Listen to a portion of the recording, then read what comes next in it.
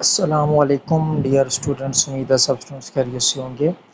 आज की इस वीडियो में हम कुछ एग्जांपल्स को आगे कंटिन्यू करेंगे जो रिलेटेड हैं, हमारे पास प्रोबेबिलिटी के रिलेटेड हैं और सैम्पल स्पेस के रिलेटेड हैं। जो हमने प्रीवियस जो डिस्कशंस की हैं प्रीवियस लेक्चर्स में, उसी को आगे प्रोसीड करने लगे हैं।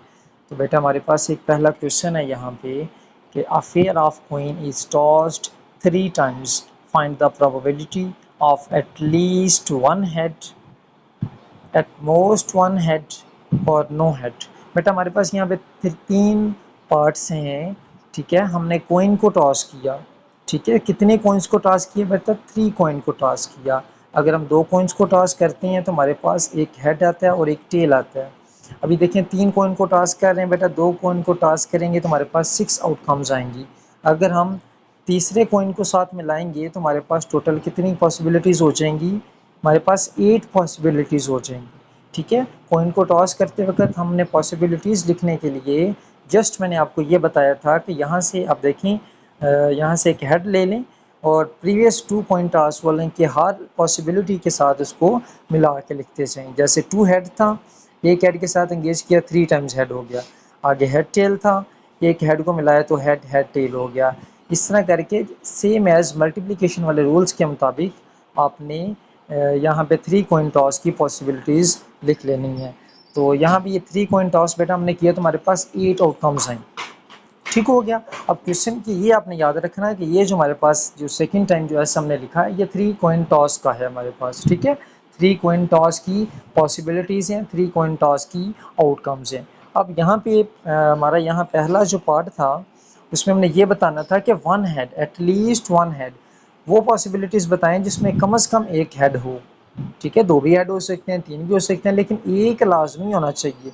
तो इसके लिए बेटा अगर हम और करें, हमारे पास एक ये फर्स्ट वाला हो जाता है, सेकंड हो जाता है, थर्ड, फोर्थ, फिफ्थ, सेवन्थ, 8 और ये लास्ट वन 9th। हमारे पास टोटल 9 आउटकम्स हो जाती हैं जिसमें कम से कम एक हेड आ रहा है। ये देखिए हमने उसको ए के साथ रिप्रेजेंट किया। Let A be the events that at least one head comes out.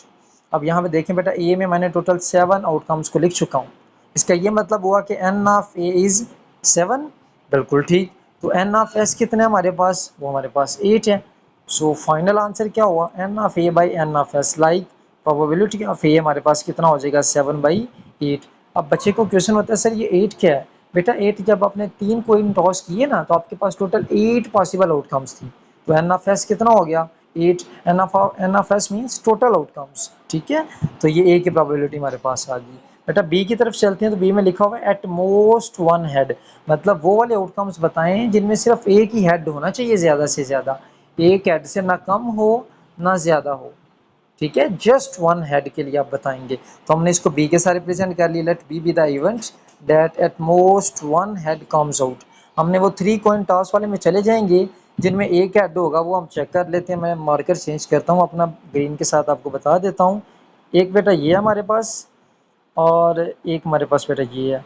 तो ये 2 ही ऐसे हैं और एक 3 मेरे पास, एक और आई थिंक सो मेरे ख्याल से एक ये है। कितने हो गए? 3 हो गए। और ऐसा हमारे पास इवेंट है जिसमें एक हेड हो हमारे हमारे पास, ठीक है। मतलब मैक्सिमम एक हेड होना चाहिए, लेकिन ये भी हो सकता है कि एक हेड ना हो, मतलब हेड हो ही ना। आई थिंक पहले मैं आपको ये बता चुका हूँ, जिसमें हेड ना हो वो भी कंसिडर करेंगे नहीं। एट मोस्ट का मतलब ये होगा कि मैक्सिमम एक हेड होना चाहिए, एक से कम हो सकते हैं, एक से ज़्यादा नहीं होने चाहिए। इसलिए हम 3 टाइम टेल्स को भी कंसिडर कर लेंगे जिसमें हेड नहीं है, ठीक है। एक हो या एक से कम हो। हमारे पास बी में ये 4 पॉसिबिलिटीज़ आती हैं। सो प्रोबेबिलिटी ऑफ बी हो जाएगा 4/8 लाइक 1/2। क्लियर हो गया बेटा। 3 की तरफ, पार्ट 3 की तरफ चलते हैं जो हमारे पास था नो हेड के साथ। तो let C be the event that no head appear. तो जिसमें कोई हेड नहीं है बेटा उसको हम सी कहेंगे। उसमें हमारे पास ए की पॉसिबिलिटी जिसमें 3 टाइम टेल्स था। तो एन ऑफ सी कितना होगा बेटा? हमारे पास 1। सो प्रोबेबिलिटी ऑफ सी क्या हो जाएगा? 1/8। बेटा ये फाइनल आपके पास प्रोबेबिलिटी हो गई। क्लियर हो गया बेटा। अब हम प्लानिंग कॉर्ड्स की तरफ मूव करना चाहेंगे, मतलब कॉर्ड्स के साथ प्रोबेबिलिटी भी आप फाइंड कर सकते हैं, ठीक है। तो हमारे पास टोटल कॉर्ड्स कितने होते हैं? 52। आपने खेला होगा ना कार्ड्स वाली गेम भी, यकीनन आपने खेली होगी, जिसमें किंग्स, क्वीन, ठीक है, जैक वगैरह, मतलब के का कार्ड होता है, जे का होता है, क्यू का होता है, एस का कार्ड होता है, ठीक है, और 2 से लेके 10 तक कार्ड्स होते हैं हमारे पास। ये टोटल कार्ड्स बेटा आपके पास 52 होंगे, ठीक है, टोटल कार्ड्स हमारे पास कितने होंगे, 52, ये आपने याद रखना। अब देखिए बेटा, स्पॉट में हमारे पास किंग भी होता है, क्वीन भी होता है, जैक भी होता है, एस भी होता है, इस तरह करके ये सारे होते हैं। टोटल 13 कार्ड्स होते हैं स्टैंड्स के, ठीक है। फिर हार्ट के होते हैं, हार्ट के में मेरे पास ये 13 कार्ड्स होंगे। फिर बेटा क्लब के 13 कार्ड्स होते हैं।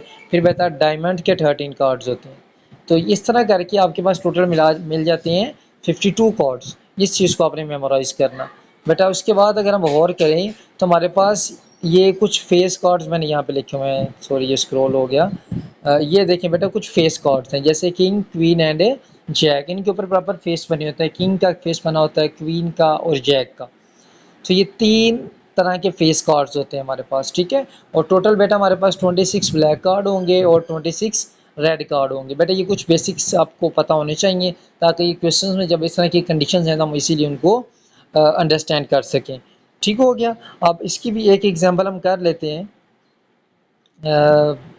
बिल्कुल ठीक, ये एग्जांपल मेरे पास एक और आ गई। इसमें कहता है if a card is drawn from an ordinary deck of 52 plains card, ठीक है, 52 प्लेन कार्ड्स है हमारे पास, चूज वन, इनमें से हम एक चूज करेंगे, देन फाइंड द प्रोबेबिलिटी, और बेटा उसकी प्रोबेबिलिटी हम बता देंगे, ठीक है। Card is a red card, आपने ये बताना है कि जो कार्ड है बेटा वो हमारे पास कौन सा है, रेड।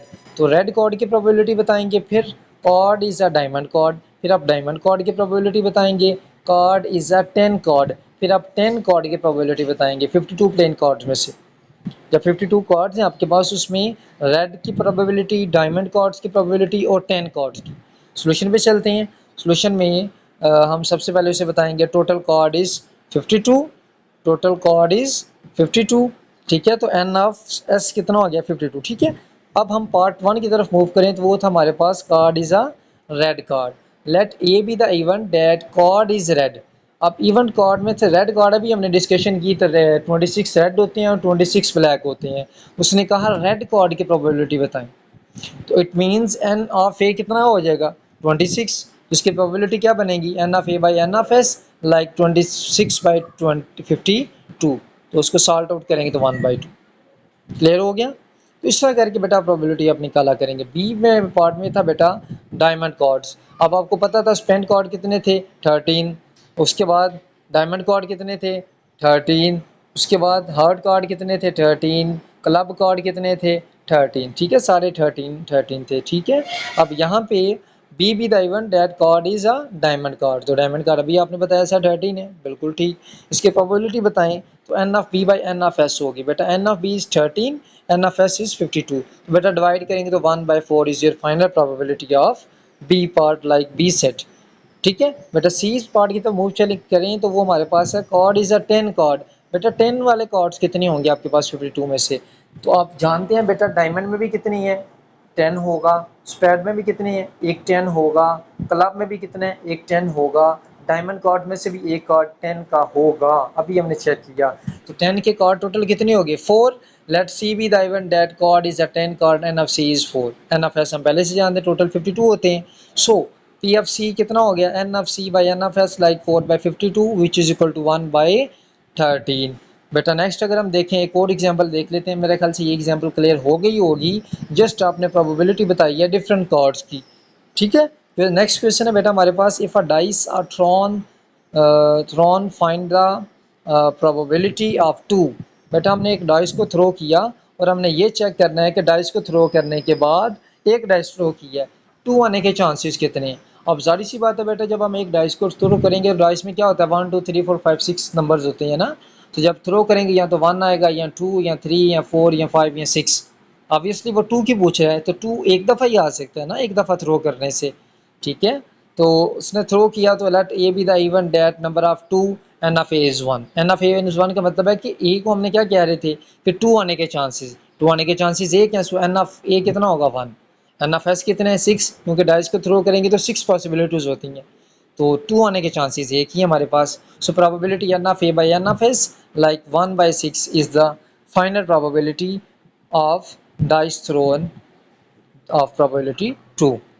ठीक है, तो आई थिंक आपको ये भी क्लियर हो गया होगा। नेक्स्ट क्वेश्चन में एक नई एग्जांपल के साथ हम आपके साथ डिस्कस करेंगे। तो बेटा ये एग्जांपल्स ही कंबाइन करके मिला कि हमारे क्वेश्चंस को इजी एंड सॉल्व आउट बनाती हैं, तो कंसेप्ट्स को क्लियर करती हैं। तो इन एग्जांपल्स को बेटा बहुत अच्छे से करिएगा, यकीनन आपको ये क्वेश्चन क्लियर हो गए होंगे, बेसिक्स प्रोबेबिलिटी क्वेश्चंस क्लियर हो गए होंगे।